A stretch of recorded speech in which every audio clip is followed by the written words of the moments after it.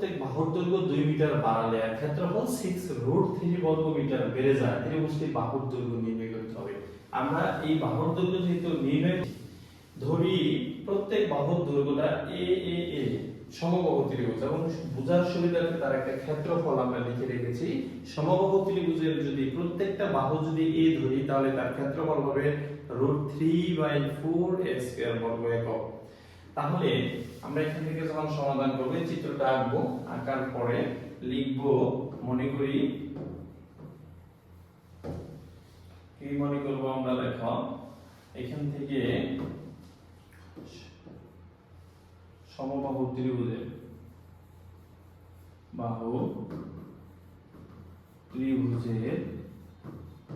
প্রত্যেক বাহুর দৈর্ঘ্য আমরা কি ধরে দেব, a একক। তাহলে অতএব সমবাহু ত্রিভুজের ক্ষেত্রফলটা কি দাঁড়াচ্ছে, ক্ষেত্রফল দাঁড়াচ্ছে √3/4 a স্কয়ার বর্গ একক। এটা হচ্ছে ক্ষেত্রফল। এখন দেখো প্রত্যেক বাহুর দৈর্ঘ্যটা যদি আমার কি হয়, একটু ছোট করে নিচ্ছি বোঝার সুবিধার্থে। দেখো প্রত্যেক বাহুর দৈর্ঘ্য যদি 2 করে বাড়াই, তাহলে তার ক্ষেত্রফল হবে কত? প্রত্যেক বাহুর দৈর্ঘ্য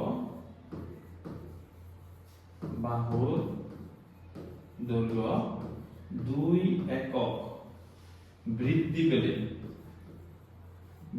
পেলে ক্ষেত্রফলটা কত দাঁড়াচ্ছে? দেখো ক্ষেত্রফল হবে √3/4 a + 2 হোল স্কয়ার বর্গ একক।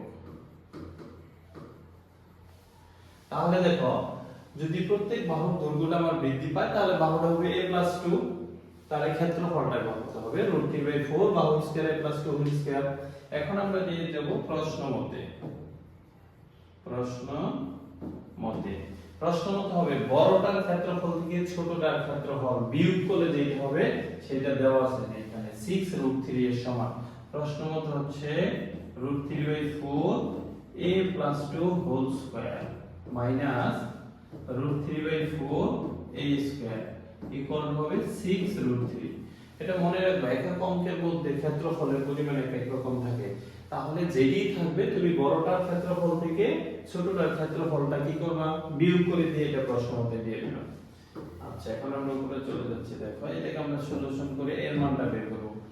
উভয় পক্ষ দুইটা পদ আছে, দুইটা পদ থেকে যদি আমরা √3/4 টা কমন নেই, তাহলে থাকতেছে a + 2 whole square minus a square equal to 6√3, বা √3 টা ওই পাশে নিয়ে যাব আমরা, শুধুমাত্র ভিতরের এই অংশটুকু রেখে দেব। বাম পাশে a স্কয়ার মাইনাস b স্কয়ারের সূত্র হলো a + b into a minus b, আর এই পাশ থেকে হচ্ছে 6√3 টা আগে লিখে এই পাশে একটা গুণ দিয়ে উল্টে দেব, পুরো উপরে চলে যাবে, √3 টা নিচে আসবে, √3 কাটা যাচ্ছে, এখানে a যোগ করলে হয় 2a + 2, এবং এখানে থাকে শুধুমাত্র 2 ইকুয়াল টু 4 6 24।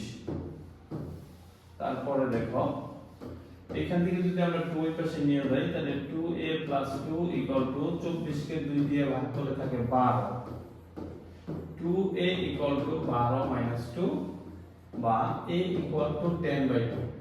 অতএব আমার a এর মানটা পেয়ে গেলাম 5। আমি এটা কি ধরেছিলাম, অঙ্কের মধ্যে ধরেছিলাম প্রত্যেকটা বাহুর দৈর্ঘ্য।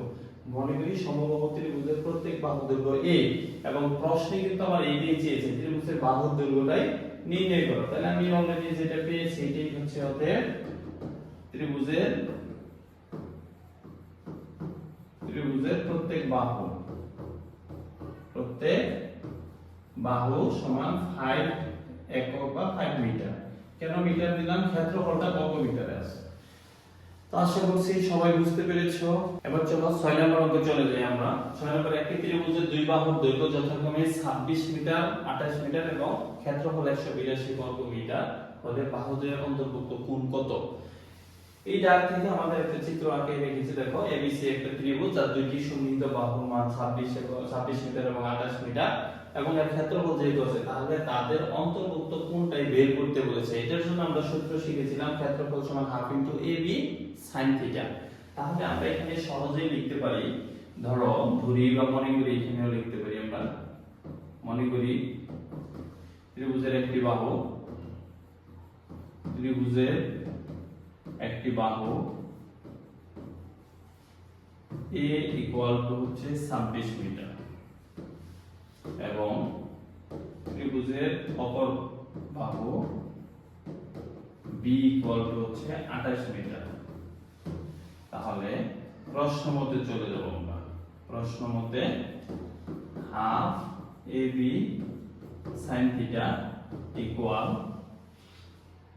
182। এটা কেন? ওই যে ক্ষেত্রফলের সূত্রটা আমরা জানি, ওইটা থেকে আমরা চলে যাব সরাসরি এটা। তাহলে এখানে আমরা সমাধান করে থিটার মানটা বের করব। এখানে হাফটা কি আকারে আছে? আচ্ছা, এখানে আমরা মানটা বসাই দিই। হাফ এর মান হলো 26 এবং b এর মান হচ্ছে 28 এবং sin থিটা ইকুয়াল টু 182। এখানে যদি আমরা 2 দিয়ে 28 কে কেটে দেই তাহলে থাকে কত? 14।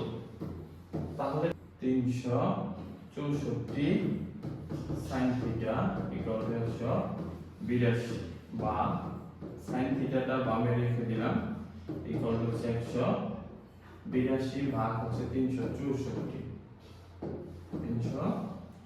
এখানে বাম sin থিটা ইকুয়াল টু হচ্ছে এটা যেটা কাটতে হয় 1/2 মানে হাফ থাকে। তাহলে দেখো এখানে থাকে sin কত ডিগ্রি মান? হাফ 30 ডিগ্রি মান। sin 30 ডিগ্রি মান হচ্ছে হাফ, তাহলে হবে থিটার মান হচ্ছে 30 ডিগ্রি। তাদের অন্তর্ভুক্ত কোণ, অন্তর্ভুক্ত কোণ বাহু দুটির অন্তর্ভুক্ত কোণ থিটা ইকুয়াল টু 30 ডিগ্রি। এটাই आंसर।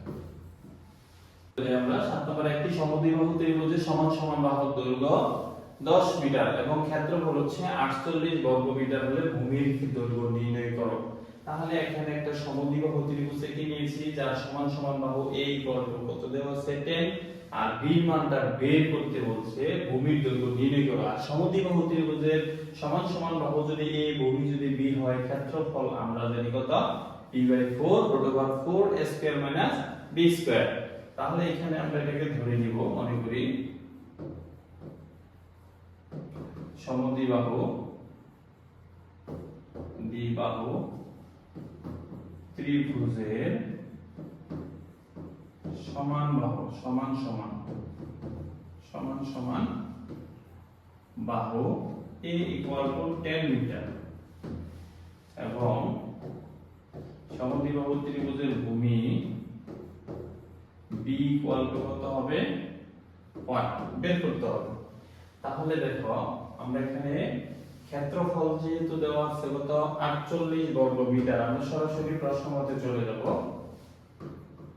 প্রশ্ন মতে ক্ষেত্রফল, প্রশ্ন মতে হচ্ছে ক্ষেত্রফল কত? 48 ইকুয়াল হচ্ছে b/4 √4 a square minus b square. এটা যদি দেই তাহলে উভয় পক্ষ থেকে আমরা এখান থেকে b এর মান বের করব। এই 4টাকে যদি আমরা বাম পাশে নিয়ে আসি তাহলে হচ্ছে 192 equal to b √4 a square minus b square. এখন উভয় পক্ষকে আমরা কি করে দিব? বর্গ করে দিব। তাহলে তো বর্গ করলে 36864, এটাকে স্কয়ার করলে হয় b square into 4 a square. এর মান আছে আমাদের 10 স্কয়ার মাইনাস এর b মানটা বের করতে হবে। 36864 ইকুয়াল টু এখানে হচ্ছে তোমার b স্কয়ার ইনটু 400 মাইনাস হচ্ছে b স্কয়ার, গুণ করে দিলে দাঁড়াচ্ছে কত? 36864 400 b square minus b to the power 4। তাহলে এই ক্ষেত্রে দাও b টু দি পাওয়ার 4 বামে আসলো প্লাস হয়ে গেল, মাইনাস এর হচ্ছে 400 b স্কয়ার মাইনাস এর হচ্ছে 36864 ইকুয়াল টু 0।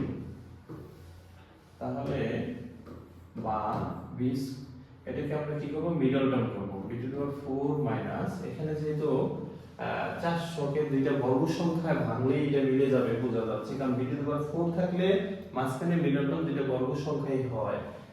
এখানে যদি আমরা 256 কে আর হচ্ছে 144 কে গুণ করি, 144 গুণন 256 তাহলে হয়ে যাবে 38864। তাহলে আমরা এখানে লিখব 256 B square minus 144 B square minus 36864 equal to হচ্ছে 0, বা বি স্কয়ার যদি আমরা কমন নেই থাকবে B square minus 256 minus 144 common নিলে থাকবে বি স্কয়ার মাইনাস, এইটা একটু ভুল হয়েছে, আমরা যখন এই দুইটাকে সাইড চেঞ্জ করেছিলাম এটা মাইনাস ছিল প্লাস হয়েছে, মাইনাসের প্লাস ছিল মাইনাস হয়েছে, এটা তো প্লাসই হয়ে গেছে, এটা তো চিহ্নটা প্লাস থাকবে, তাহলে এখানে হবে প্লাস মাইনাসে হয়ে যাবে মাইনাসে, তাহলে হবে এখানে 256 হবে ইকুয়াল টু হচ্ছে 0, বা b স্কয়ার মাইনাস 256 আর এইখানে হচ্ছে তোমার b স্কয়ার মাইনাস 144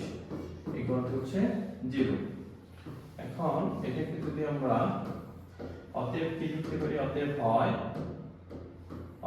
হয় b square minus 256 equal to হচ্ছে 0, বা b স্কয়ার ইকুয়াল টু হচ্ছে 256, বা b ইকুয়াল হবে কত 256 হয়, 256 কে যদি আমরা রুট করে দেই তাহলে কি দাঁড়াচ্ছে দেখো, 256 কে যদি আমরা রুট করি হয় 16, তাহলে হচ্ছে 16, অর্থাৎ এই পাশে স্কয়ার ওই পাশে রুট করলে হবে 16 প্লাস মাইনাস 16 আছে, কিন্তু ত্রিভুজের ভূমি কখনো ঋণাত্মক হয় না, বিধায় ঋণাত্মক মান গ্রহণযোগ্য না।